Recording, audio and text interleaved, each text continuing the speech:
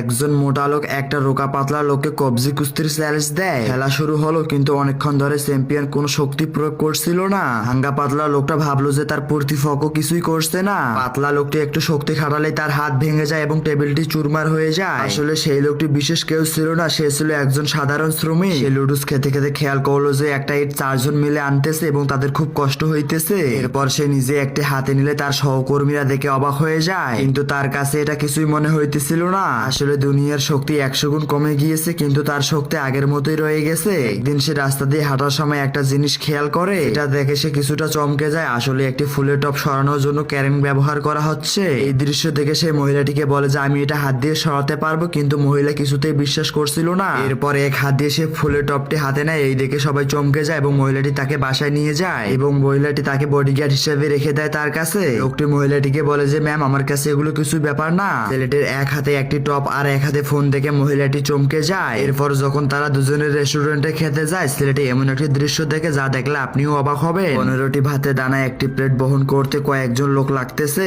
এটিতে লেখা ছিল যে এই 15টি ভাতে দানা খেতে পারবে তাকে কয়েকশো কোটি টাকা উপহার দেওয়া হবে। এরপর ছেলেটি খেতে শুরু করে, খেতে খেতে কয়েক বাটি খেয়ে ফেলে। এই দেখে মহিলাটি অবাক হয়ে যায়। খাওয়া দাওয়া শেষ করে দুজনে মিলে একটি ক্লাবে যায়। এখানে সবাই নিজের শক্তি দেখাচ্ছিল। মহিলাটি সবার সাথে তার পরিচয় করিয়ে দিল, কিন্তু কেউ বিশ্বাস করলো না যে এই সেই বিশ্বের সব থেকে শক্তিশালী মানুষ। তখনই একজন বডি বিল্ডিং চ্যাম্পিয়ন কুস্তির চ্যালেঞ্জ দেয়। লোকটির এত বড় শরীর দেখে সে প্রথমে ভয় পায়, কিন্তু মহিলাটির চোখে ছিল আশার আলো। তাই সে মহিলাটির সম্মানের কথা ভেবে চ্যালেঞ্জ অ্যাকসেপ্ট করে নেয়। খেলা যখন শুরু হয়, লোকটি বলে যে আমি তোকে এক নিমিষে হারিয়ে দেব। এই কথা শুনে সে আরো একটু ভয় পায়। এরপর যখন সে একটু জোর দেয়, চ্যাম্পিয়নের হাত ভেঙে যায় এবং টেবিলটি চুরমার হয়ে যায়।